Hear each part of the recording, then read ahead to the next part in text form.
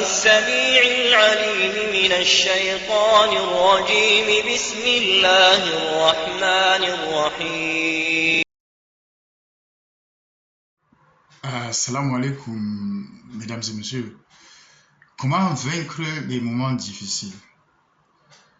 Nous avons toujours eu à expliquer que la vie sur cette terre n'est juste qu'un test.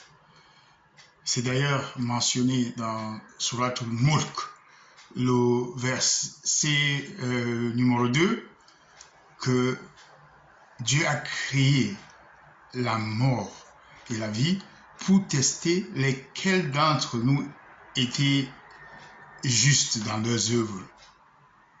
Ça veut dire que tout ce que nous subissons ici sur Terre n'est juste qu'un test.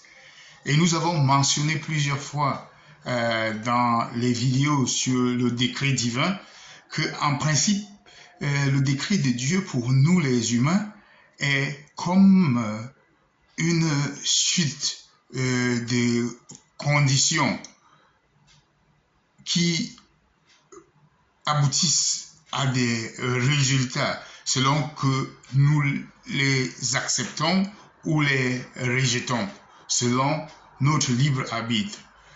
Cela veut dire que chaque fois dans la vie que vous êtes testé, vous avez le choix.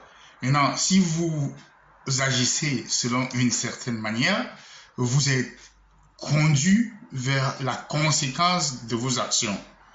Si vous agissez d'une autre, vous êtes conduit vers un autre chemin. Cela veut dire que nous les humains, nous ne sommes que des variables dans un système complexe. C'est-à-dire, chacun d'entre nous peut être remplacé par un autre selon la manière qu'il appréhende et respecte l'autorité divine. Ceci est d'autant plus important que beaucoup de jeunes aujourd'hui n'arrivent pas à reconnaître les conséquences des actes qu'ils posent. Comme on le dit très souvent, la vie est un choix. Chaque acte que vous posez a des conséquences et vous êtes guidé selon les choix que vous opérez, que vous le fassiez consciemment ou inconsciemment. Ça veut dire que quelqu'un qui se retrouve à un carrefour où il y a 3 chemins, A, B et C, qui mènent à des destinations différentes, ne peut suivre que la destination du chemin A s'il a choisi le chemin A, et la destination du chemin B s'il a choisi le chemin B, et la destination du chemin C s'il a choisi le chemin C. Mais il arrive que parfois on constate qu'on avait fait une erreur. Et c'est là où souvent la spiritualité ou la religion joue un rôle important. Parce que, comme on le dit très souvent, on ne peut pas changer le passé, mais on peut étudier et comprendre le passé pour mieux préparer l'avenir.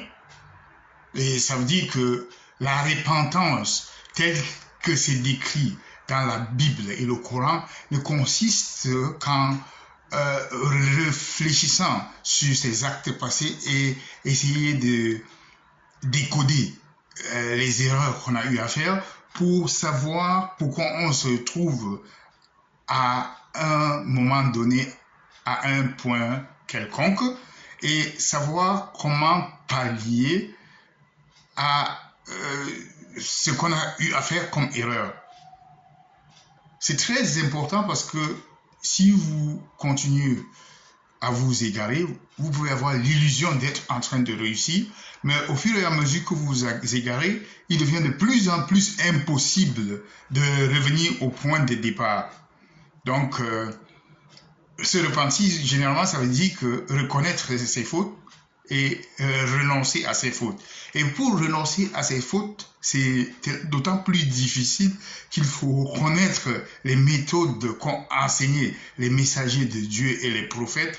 Et la plupart d'entre ces messagers étaient les messagers des grandes religions monothéistes.